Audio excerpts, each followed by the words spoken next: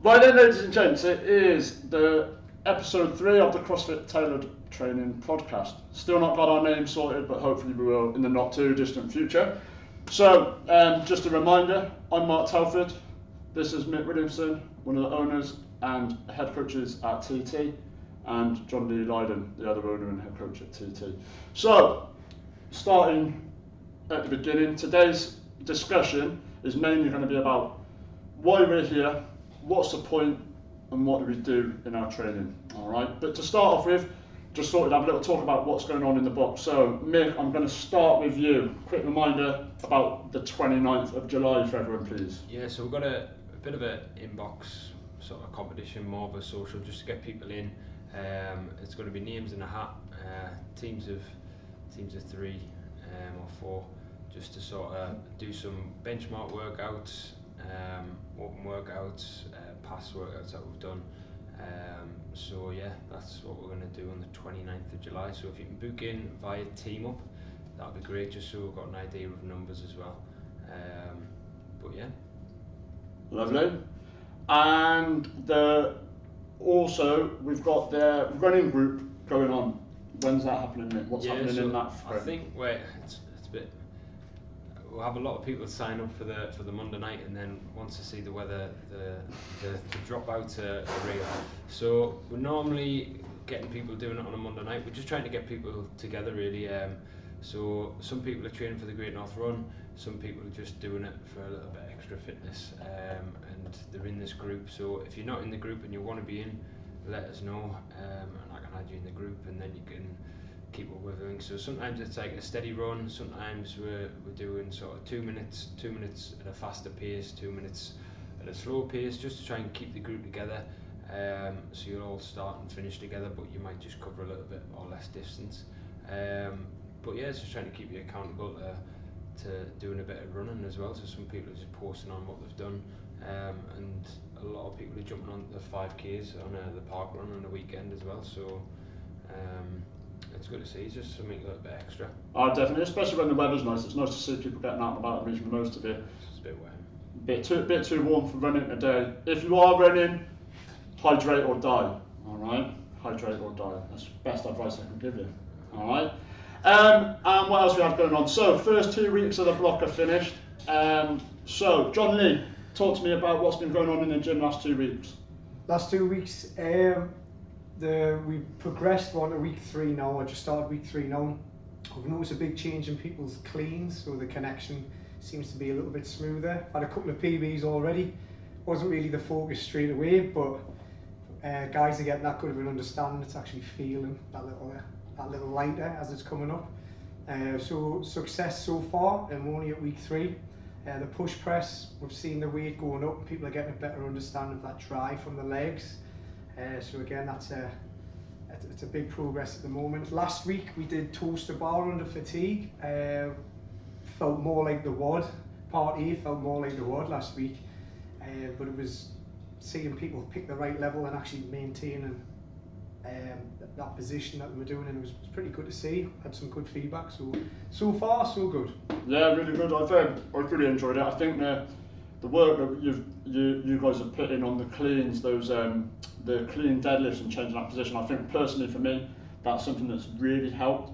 As someone who, I enjoy deadlifting and I like deadlifting, and I feel like that's a strength of mine. But that position hasn't helped with me clean, so it's called, kind of brings you on a plateau. But changing that position, getting that setup, that work that you've done there, personally for me, I think that's been a real benefit.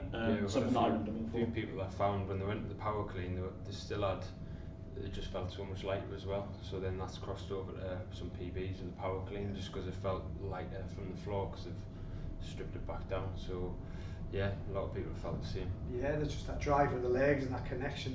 The bar feels closer to them. They're not using their arms as much. Yeah, it has been very, very positive so far. So keep it going. Yeah, really good. Any particular highlights or thoughts from you over the last 2 weeks, Nick? Highlights, many highlights. I think there's been some good workouts. I keep looking at the power clean. Is like a lot of people have been improving in that. Even like the push press, just getting into better positions and more of an understanding of it really. and we had a lot of good feedback about the atmosphere and the workouts being really good. So I can't pick out anything individual, yeah, but it's just generally just a good vibe. We had to bring a friend to work day, I was going to say, for free. Last week went down pretty well. Again, the people who came in, joined in, the atmosphere was great. So big thank you to the guys who referred someone, and thank you to the guys who welcomed them in to the class. It's a big help when someone's new coming through the door. We had a lot of good feedback of how friendly the place was. Yeah. So it is good to see that basically anyone can do it. You just got to be in the right environment, and I feel like the environment at the moment, the atmosphere is bouncing. Oh, massively. Like I came in yesterday just to do my own thing, but the Sunday morning class yesterday, like it was packed to the rafters. If I'd wanted to come in, I wouldn't have even gotten a spot. So it was like a class to see, high energy, big partner workout. Great way to finish your weekend. I think that's it from inside the box this week, but talking about outside, it's been a massive, I don't know, maybe 10 days, 2 weeks in the world of CrossFit. Games is obviously approaching at the start of August, and we've seen Danielle Brandon, probably someone who's a potential favourite for the podium, has left her coach 3 weeks out from the games. But mainly the big news has been the rearing of the ugly face of the performance enhancing drugs. Seen a large number of athletes disqualified, including 2 from the individuals, one of which you were talking to me about, Mr. Phil Toon. Yeah. I don't know. It's one of the things that you don't like to see, but it's in sport. When there's money in sport, people are gonna look at these advantages and stuff like that, and it's unfortunate, but it happens in all sports, like running, triathlons, weightlifting. You're going to see it and whatever, but it's never great to see it in the sport that you're doing. But yeah, I was in a group chat with just some of the lads, and one of the lads snapped a picture of him, and thought his boobs looked a little bit suspect for. But then it is big as John Lee's. No. It wasn't. I think I might need this. Sort of the shape of them. John Lee's not the same. I'm definitely knowing them. It's the ear cup right there. But yeah, so it's I don't know, it's untalked about, talked about sort of things, and unfortunately you'll see it in like local comps as well. Yeah. But you're never going to get tested really in a local comp, but it's on that person whether they want to really go to that level really. But yeah. we have suspicions, but you never really call them out really. I think if you've seen someone improving that much on certain elements, there's a bit of a question behind it, but it's a bit of fun really. It depends how competitive you want to take it. I mean, it's bad for the sport because they're trying to make it like a big sport out there, and then things like that's just going to dip the reputation of it all. Because I mean, CrossFit the world, because it's that hard and people get through that much stuff, people assume you're on it anyway, and then when people are actually on it, it doesn't look good, does it? It's like you're just cheating the whole community. You're not just cheating themselves, they're actually cheating the whole community, because it just gives people who are not a fan of CrossFit another fuel stick to beat it with. Yeah. I think that's it. I think, like Mick touched on, you've got more money in the sport than there ever has been before. Bigger prize pools, and the sponsors, things like Reebok offering the prizes for winning the events at the games, you know, outside of the actual prize money. The more, where there's money, like you say, people are going to look for those extra edges. There's been more drug testing and at the earlier rounds, which I think has led to some of these additional positive tests. But it's bad for the image of the sport, and it's bad for the sponsors. You look at what happened to cycling and the Tour de France, the sponsorship that Nike had with Lance Armstrong, and Nike was a big name around cycling, not necessarily around bikes, but around the sport. And then the moment Lance Armstrong was done, all that Nike money disappeared from that sport. We had the same with athletics in obviously the 80s, strongman in the 90s. It's basically, every sport has its kind of, I don't know what the word would be, like where it explodes, and it almost needs to get bad before it gets worse, because now Noble aren't going to be wanting to attach to a sport that's seen as a dirty sport. So next year you can guarantee that they won't just be dread testing the top 6 in the semi-final, they'll be hitting people at every round, year round, because they're not going to want to have people getting disqualified at this late stage and having to backfill, and Noble certainly aren't going to want to do it. But at our level, August the 14th, I think we've got some of our lot out competing, is that right? Yeah, we've got Davey T, Lucy and Carly doing the Castle Games, so yeah, I think they've got a good chance of doing well. A lot of strengths, weaknesses are probably mainly like the banter, really. It's going to be bad on the day, but I'm sure they'll have a few people along to support them and bring them up on that level. But yeah, all the best to them. I think they'll do well. Yeah, I think you've been doing some one-to-one work with Carly lately. Is that right, Johnny? Yeah, we've just been working on a few gymnastic skills, which is improving really well. It's just build up the understanding and confidence of it, really. Whenever there's a competition coming up, a little bit of self-doubt comes in everybody's mind. So just iron out a few little confidence things, which is doing really, really well. She'll do well in the competition. Definitely, I've got no doubt. I think they look like a really good team, and I'm looking forward to getting down there to support, and hopefully a few others like to join. Like I said, I think it's August the 14th, it's a Saturday. I'll put something on the social to see if anyone else wants to come down and support. There'll certainly be some spaces in my car, and I'm sure some other people will be going as well. I think that leads us nicely on to today's main topic, which is, what is the point of being here? Why are we here? What are we doing? And what are we trying to get out of it? And so for me,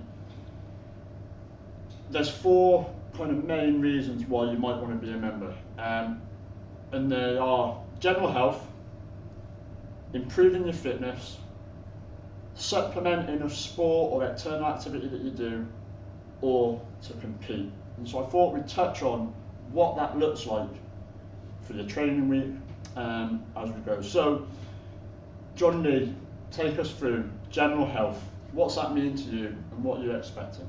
So, like, general health can mean loads of different things. That everyone will have a different perspective of it, but mainly we're all here for general health, i.e. there might be people here for an injury rehab, could be people here for medical issues, or lose weight, gain weight. The doctor might have sent them somewhere, oh, you need to do a bit of fitness. So general health literally ticks all the boxes for everyone coming in initially, and we all should be aiming to improve our general health as well. Where people feel is they'll do too much, which then affects your general health. So it's just trying to find that right balance of it. So general health for me, the boxes for everyone will literally be just keeping an eye on movements that's going to prevent pain and anything like that. Just bear that in mind when you're doing a WOD. Like, for example, DT was today. Some people had a few, like one had a tight back, another person it wasn't feeling too well, they've just come back off holiday, and it was about, well, this is for your general health, just move today, tomorrow's another day, and understanding that. Yeah, so if that's me and I'm in that category, how many times a week do you reckon I should really want to be training then, Mick? It depends on how much you've been starting, but like we're always trying to get that 3 times, maybe 4. It's sort of listening to your body, so it depends on if you end up doing a lot of wall balls or something like that, or you're really beaten up, you can just go out and go for a walk or something like that on the next day, trying to keep moving. But yeah, trying to get 3 sessions in a week where you're lifting or you're moving and getting the heart rate up that little bit more. I think it's 3 to 5. I think it's like 20 minutes a day or something like that. So we're just trying to average it out a little bit. Yeah, that's what you'd be sort of looking at. If you think of the intensity, if you're getting 3 intensive days, that'll tick all the boxes. As long as, remember, away from the gym that we're active. So things like your walking is actually going to help on a rest day, is not just keeping you active, it's going to help on a rest day to help flush out your muscles. So it's basically trying to keep an eye on, like 3 would be enough. If you're just here to improve your health, it would be enough. And if you can sneak a 4th in, brilliantly, but you don't have to. Just keep an eye on fatigue and things like that. Like general health is totally different to the other options. Yeah. What would you say if I'm someone who's in that general health bracket? but perhaps I've got a work schedule where it means that 1 week I might only be able to get into the gym, say Monday, Tuesday, Wednesday, and I know I'm not going to be able to get in Thursday, Friday, Saturday, Sunday. Could I still get my 3 training sessions in that week? Or would you recommend that I maybe just did 1 or 2? Or would you say that I should maybe come in for the 3 but look at that intensity? What would you sort of say on that front? Because I know that some people struggle with that schedule and balancing it around life. If you can get in, because we have open gyms. If you miss something, so say for example you miss front squats as on the timetable, and you miss it that day, you could come in another day and do it. So you're keeping on track with everything. But if you can get in, ideally come in different days, times. But if you can't get in, obviously you could give us a shout. We can give you something to do, or generally if you just going out for a long walk would keep you ticking over. You're not going to lose that much fitness for general health if you're keeping busy. Yeah. The worst thing you can do is think, oh, I can't go to the gym, I'm just going to do nothing. Yeah. Because then you're constantly trying to catch up, and you'll always fall behind. Mentally, not just physically, mentally, it'll be hard for you to get back into the gym. So it does happen, but people can reach out to coaches and things as well, and we can advise from there. But if you can get in, and even if it's half the intensity you normally do, something's better than nothing. Definitely. So I guess that leads on to the next step up, I guess, is I'm here and I'm not just looking for that general tick over health. I want to improve my fitness. What's that look like, Mick? I think you're just going to up your sessions a little bit more, maybe up the intensity a little bit more. You might be able to, it's like John says, it depends on the person. It can vary quite a bit, depending on like injuries and like medication and things like that. General health is just trying to keep you out of the doctors and keep it out of NHS, keep you moving, keep you working, keep you healthy. Where the fitness bit is like, right, you're trying to home in on something, so it might be then looking at running for the Great North Run or something like that. You might be just putting a little bit more focus on that, as long with you've got to still keep your strength elements in there as well. And then maybe just upping your numbers a little bit. So a lot of people go from general health, as John was saying, just moving through, and then they're like, oh, right, I've got this goal, I want to try and tick this off or do this challenge and things like that. So then your focus changes a little bit. So you're just going to get in a little bit more and be a bit more purposeful about what you're going to be doing. Like fitness can be, like Mick saying, can mean anything to anyone.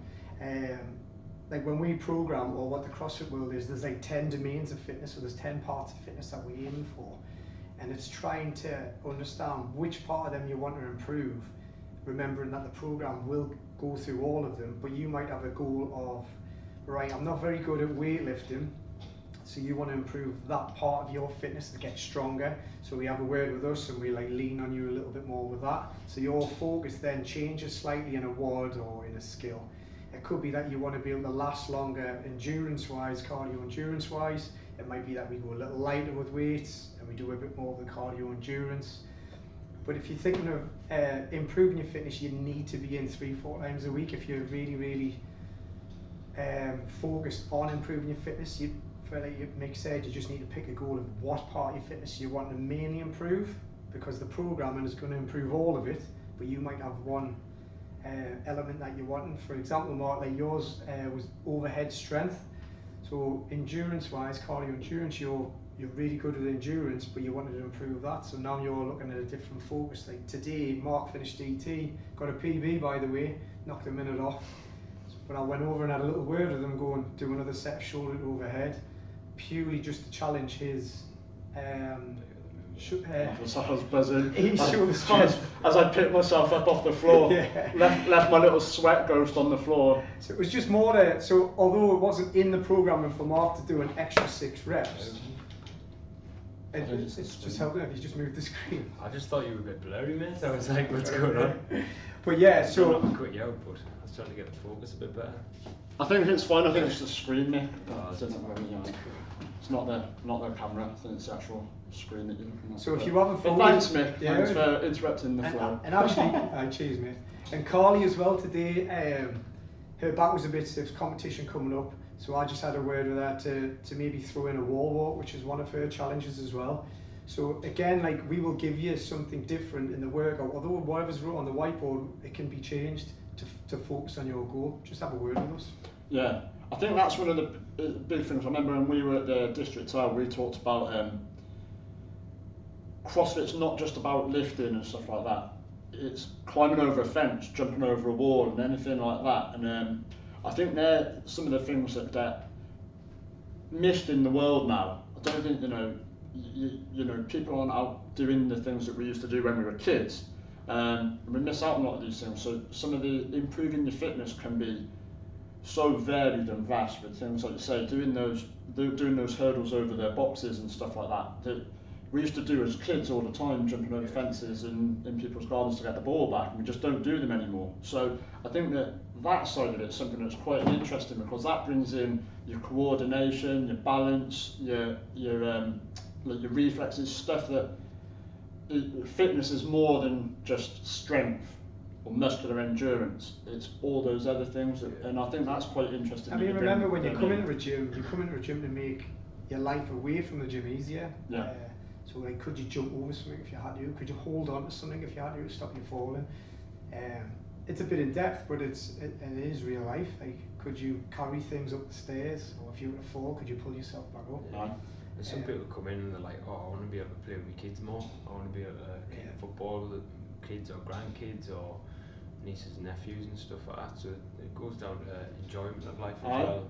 It reminds me of that, was it the Christmas advert for John Lewis, where he's got the kettlebell, the old fella, and and you're like, what on earth is he doing then? Eventually at the end it's because he's lifting his granddaughter up to put on the tree. And I think that, there was a lot to that. I thought, a lot of it is setting yourself up to be fitter for longer, and being able to do these things much later into life. And then I guess the third main category that we touched on is, and we've touched on it, we're talking about John Johnson doing his ultra marathon, and a few other people doing other activities. I know you're young and doing his football, but CrossFit space in the sport supplementation area. With the pyramid of CrossFit, right at the peak of it is sport, so it tries to encourage you to do a sport. Now if you already come to CrossFit playing a sport, for example football, all the things we do in that CrossFit is aimed at a strength and conditioning program to improve your sport. So we've had a few people in the past, members who are runners or triathlon, and they're trying to get PBs, but things like running up a hill becomes a little easier for them because the legs are getting stronger. It prevents getting injuries in the ankles, in the hips. We've had rugby players in, footballers in, swimmers, and again it's all about understanding the muscle groups that's used for your sport. How can we supplement that here and mimic the movements and make it stronger without looking at your skill, because that's not what we're here for. We're here to make you stronger. And you'll tend to find when you do CrossFit, you'll probably add on an extra few more years to your sport career as well. I find like going back to running and things like that, because I used to run as well, but you'll see a lot of imbalances because they're just doing the same movement all the time as well. So that variety that John was mentioning, it just ties in really well. So you can go from working your quads to your hamstrings to your glutes to your lower back, your shoulders, where a lot of people when they run, the pelvis just get tight from doing the same sort of movement. So it's even injury prevention as well as strengthening. So that's why I like sort of seeing people coming in, and I felt the benefits of doing a CrossFit and just even jumping onto a last minute Great North Run ticket or last minute 10k where I hadn't been specific on that area, but I found I coped a lot better than I thought I was going to. I mean, if you look at the Premier League and things now in football, they're doing a lot more strength and conditioning from an early age, from kids, and you're finding that the league's just getting so much faster. They're more like athletes now, not just good footballers, they're all like athletes. They're a lot quicker, the game's a lot quicker, and it's purely because from a young age they're getting them to do these sport specific movements. I mean, we do it with our movement academy. When they get to like 21, 22-year-old and they've done it from an early age, it just becomes like you tick the box of general health, that's done. Fitness, that's done. They could play more sports and they'll be pretty fit for life, you know, and they'll get by. So it complements it really well. Definitely. I think more schools and things like that are now doing sort of the strength and conditioning, where obviously when me and you, I don't know about you, but we never had, I was swimming, I never had any sort of dry side sort of sessions, and I know at Sunderland now that they're getting that in twice a week. Yeah. Same with the academies at the football and stuff like that, they're getting that in, so it's showing that the sport's adapting and they're realising that they need to put that in like early doors, so then they're set up for when they're young adults. Yeah, definitely. I think that's something that I've certainly noticed coming through boxing.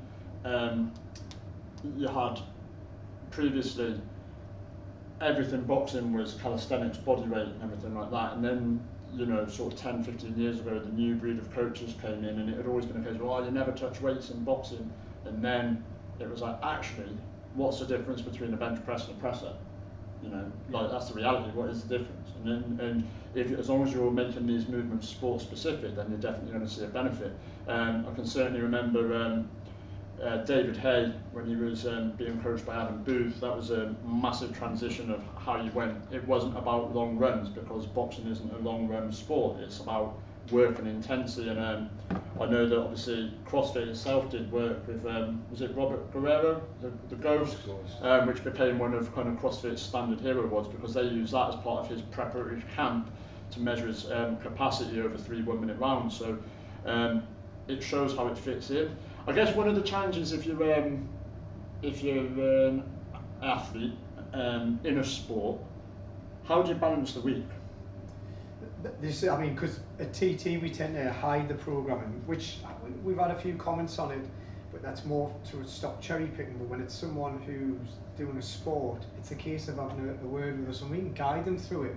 So for example, if we have a runner and they've got a big run coming up, the last thing we want them to do is a load of lunges or skipping or 150 thrusters. So what we'll do, we'll guide them through that workout. They'll still get a workout, but it's going to complement what's coming up next for them. But they get a good understanding of their using core muscles. We might go reduce the range of movement of the legs. It's just more to get things firing rather than just coming in and battering your body and then trying to do your competition. It's just not going to work. Your body will fatigue or break at some point. So again, that's just where the coaches come in and we can guide you through that. Anything else from you on that one, Mick? I think that was pretty good. Yeah, I think that was pretty good. Thanks for that. So I guess that leads us to the last group of people, the last percentage of the membership and people out there, those that do want to compete. Now, we're not talking about going to the games necessarily, but we're talking about wanting to take to that competitive field at grassroots level. Where do we go? What do we do? Yeah, so you normally start with like the scale competitions. It's more just trying to, I think you start realising, once you see the standards, you realise what you've got, you're almost like ticking them off, right, got that, oh, I haven't got that. So that's where you normally your focus will come in a little bit more, because you've got to pick out your weaknesses and what you struggle with a little bit.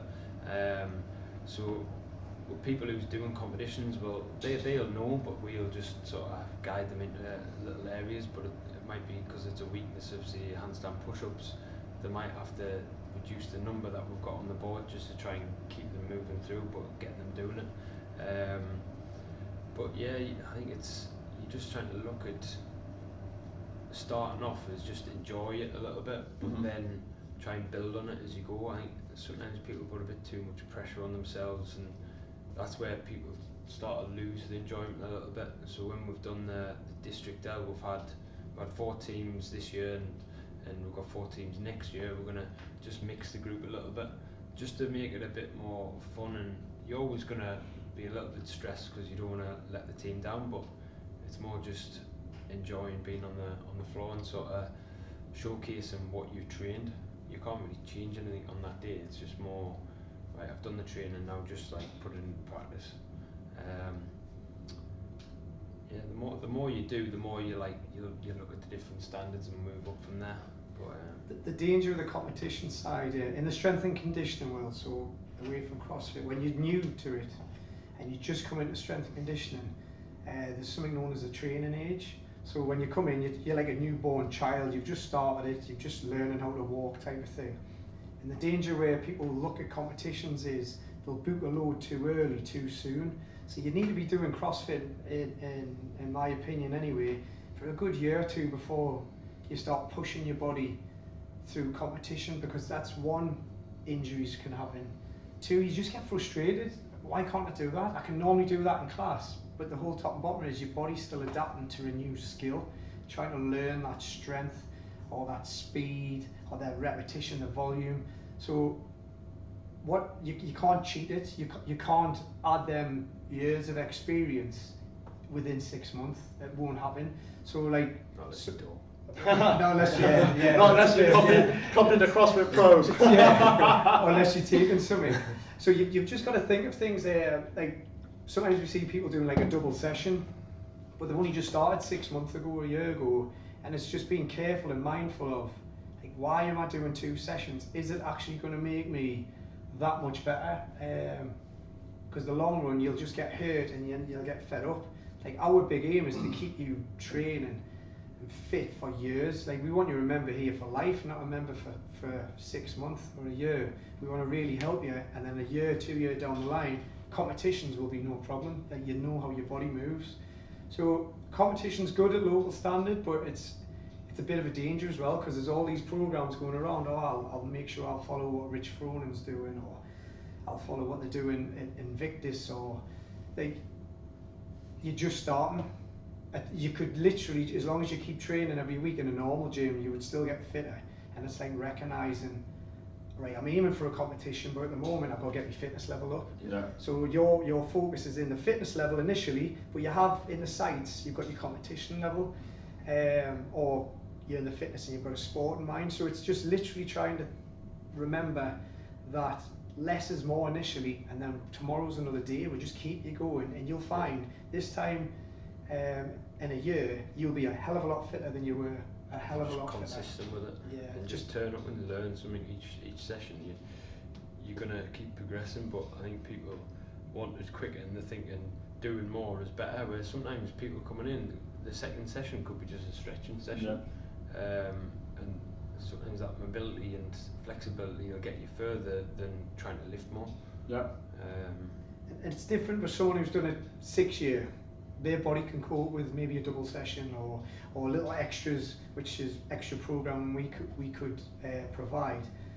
So if you've been coming a while, then obviously your body can cope with that little bit more than just the whiteboard if you're competing. I know Lucy does a lot of accessory work, so like her body can cope with it, but where you've got to draw the lines if you're just starting and you're doing loads and loads of work, because you're just sitting yourself, and the last thing we want psychologically is you losing interest and motivation, and then obviously physically we don't want you breaking down either. Yeah, I think there's two things for me as well, is when it comes to competing, when you compete and you're working maximally, you cannot do that all the time. If you're competing, you're not learning, so people can fall into that trap of, almost doing a competition once a month, but then you spend a week recovering and then you're not actually like you say, you lose that consistency. I always think of one of the best examples is Kipchoge, the all-time greatest runner, marathon runner. He's only done about 8 marathons, like competitively, because the rest of the time it's training, and when he breaks up that training, yes, he'll be running marathon distance in the week, but a lot of his running is mile and a half, because he cannot run a marathon at the pace he needs to run if he cannot run that pace in the first place. And you've got to build it up like a jigsaw, and if you're just competing and competing and competing, you're never getting that time to strip it back, because you're always thinking about going maximally. So for me, I think when you're looking at competing, without getting too sciencey, you've got to think about how that looks as a block. Like you guys put the effort into those 6-week blocks to progress. You need that time to develop and adapt and overload, but then you need to reset. And that competition, if you're constantly competition, you're not getting that reset, you're not getting that adaptation. So in the strength and conditioning world, you do have a competition phase. Yes, you have exactly. a prep phase, you have a off season, on season. You have all of these things. But sometimes if you're focusing on, say if I want to get handstand walks, and I'm new, and all my time's going on handstand walks, I'm going to lose fitness. I'll get in. I've done a length of handstand walk, but I can't run. The athleticism goes. So it's just trying to remember that you're here to get fit and healthy first, and the competition sides are just little supplements you just add in along the way. That's a part of your journey. Like, enjoy the journey of getting fitter, but then going, oh look, I can do a handstand walk now, but I can also jump up and go for a run and pick a weight up, rather than just focusing on just handstands, because that's, face it, that won't win you a competition anyway. So sometimes when you go down the competition route, it's just remembering, don't lose the fun of it. I mean, why are you here? I think when we're thinking of the games again, I think when they do their competition, a lot of them will probably go off for 2 weeks, and then they'll probably go back to that general health phase of just trying to do a little bit of movement, but nothing would be high intensity. It'd be the more like injury prevention, and then they'll be on the off season a little bit, and then they'll be speaking with the coaches over the next sort of 2 months after it, and then like highlighting or the highlights and the lows of the weekend, and then they'll be structuring what they're going to put in the next block to then make them stronger for the sanctionals and things like that. So why would anyone else be doing anything different?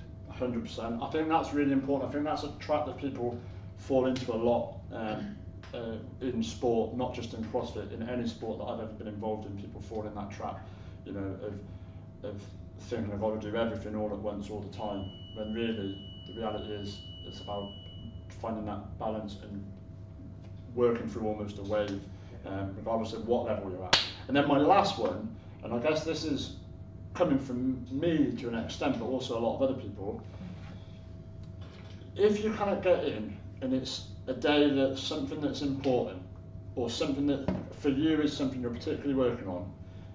John Lee, you said about, you can come in and do it the following day, but obviously one of the things that we've said, you know, right since the start, that the reason we're here is for you guys, for the coaches, for the thing. What would you say to someone who, right, they can't get in on Thursday and it's a session they really need to do? What would you say the best way for them to approach that would be?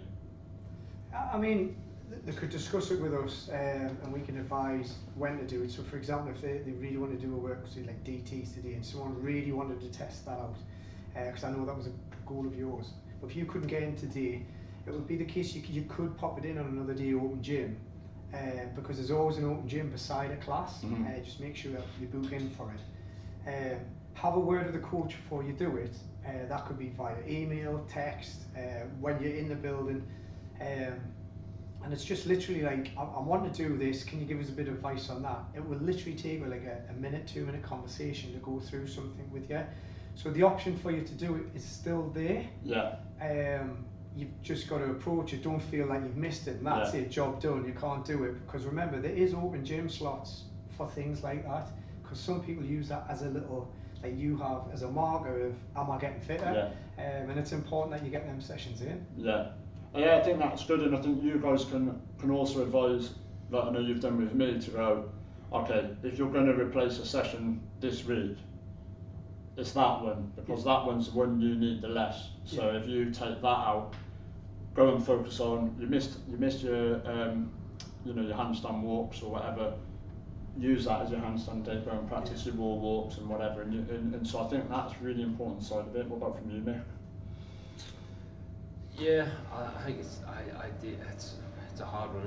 I think always trying to get into the classes is going to be the thing. But if you can't juggle your work and life like that, I think then you can look at open gym. But I think what the thing is, will probably push you on.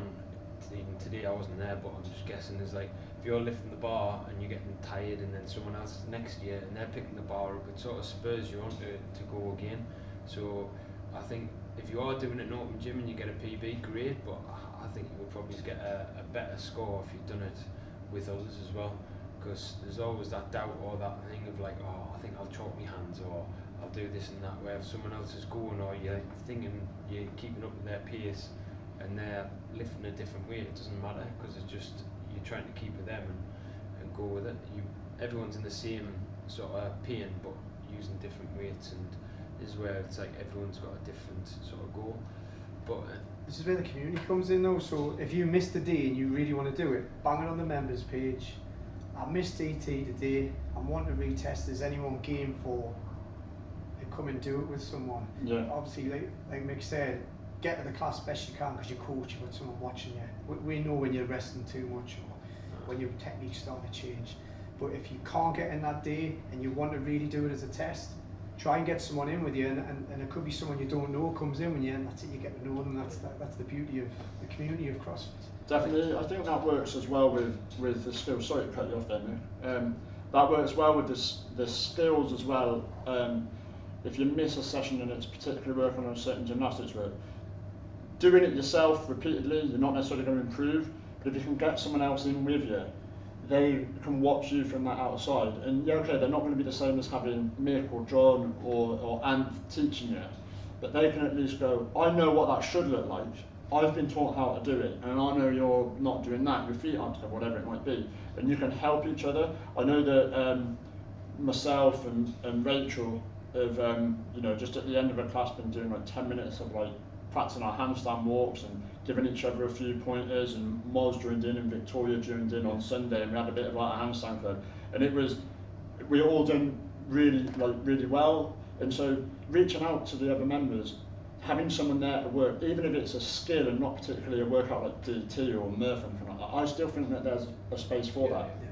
But if you think of the bigger picture, on Sunday obviously was like a partner workout, and you all finish it. If you think of what it is, you all take general health, you all take fitness, you all the competition side is a handstand walk. So you've started to do a little bit of that. You haven't just done, right, I'm going to sack the whole class up, I'm just going to do that. I was just 10 minutes at the end, just a little lean on, and we just went round the and then had a laugh with it. Yeah, so it's like, it ticks all the boxes for you. It's good. Good. Well, I think that's enough from us for today. We're laughing at? Just me. I don't know what you're going to call I hope it. you're laughing with us. I hope you're laughing with us and not at us.